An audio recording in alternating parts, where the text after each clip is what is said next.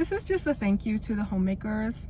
With all the negativity I've seen on the internet towards the women who choose to be stay-at-home wives and mothers, I just wanted to offer some biblical encouragement and positivity surrounding that.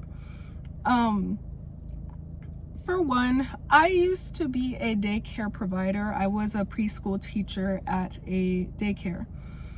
And my experience of working daycare taught me that I absolutely 100% in every way wanted to be a stay-at-home wife and mother.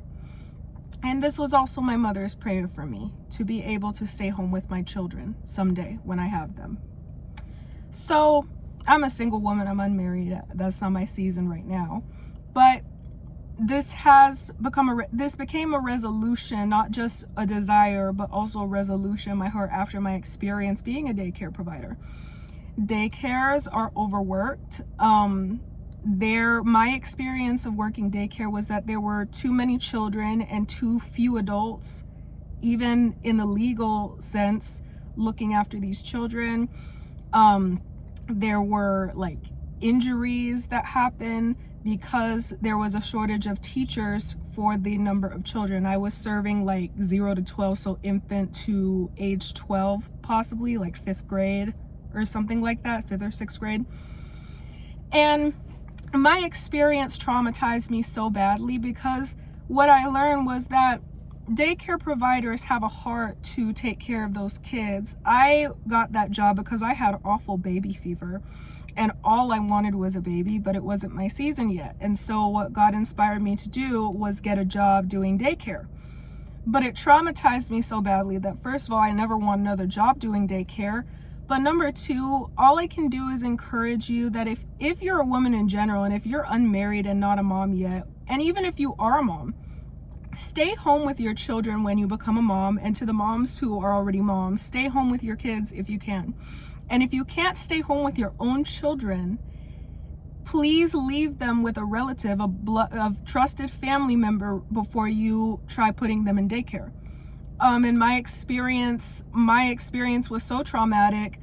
Well, let me not ramble about that.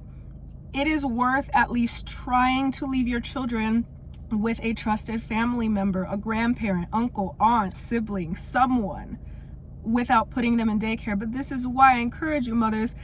Proverbs 31 says the Proverbs 31 woman looks well to the ways of her household and doesn't eat the bread of idleness.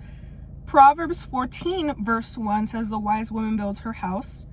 And Titus 2 says the older women are called to teach the younger women. They're instructed to teach and urge the younger women to be keepers at home. So being a stay-at-home wife and mother is a biblical vocation for all women, biblically. So in a world where feminism has demonized women serving at home, being obedient to their own husbands and loving their husbands and children, and letting being a homemaker, be a wife and mother, be their only and highest calling in life.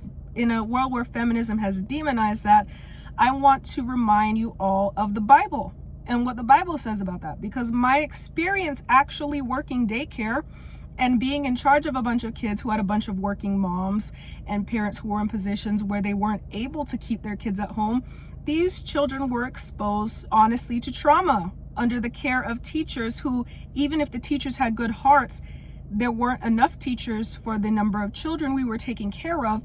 And there's burnout. There's so many kids, and they're not our kids, that bond, that maternal oxytocin bond that you develop when you give birth to a child, and a child is yours. For the adoptive moms, you've committed that way to a child being yours. That's not there with daycare provision. As good of a heart as daycare providers may have, they are not those children's parents. And they're caring for so many children that they're getting burnt out. And I know this from experience. So I just want to give you homemakers a word of encouragement. It's worth what you're doing. You're protecting your children from trauma. You're protecting your children from being exposed to toxic, strange environments. You are helping your children bond to their mothers especially the way God originally intended for these children to bond, oxytocin-wise. They are developing healthy attachment, and you are setting the foundation for functional society by staying home and raising your kids at home and being a present mother at home. Women who dedicate their lives to being servants at home and being full-time homemakers, wives and moms who spend time with their kids, you are giving your children the best possible foundation for a healthy future. Women who stay at home, they're devoted to taking care of their marriages. Those marriages are lasting longer. Those marriages are resulting in kids who have two parents who don't, end up divorced because both parents are investing equally into their children through presence and work, okay? But especially for the moms, your presence at home is obedience to the Lord. And so you have God's favor. And there's a reason the Bible instructs women to stay home and be keepers at home and obedient wives and loving mothers. Because when that's not present in the home, that's traumatic for a child. Children, because they're born, they oxytocin bond with their mothers through the breastfeeding relationship, the nursing relationship.